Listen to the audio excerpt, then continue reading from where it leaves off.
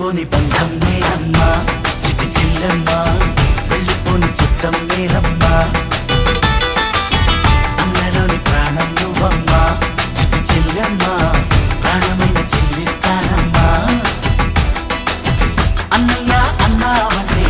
ఎదురవనా అల్లుపై ఉన్నావంటే నిదరవనా కలలే కన్నావంటే నిజమై ముందుకి రానా కలపై ఉన్నావంటే కథనవన అమ్మలో ఉండే సగం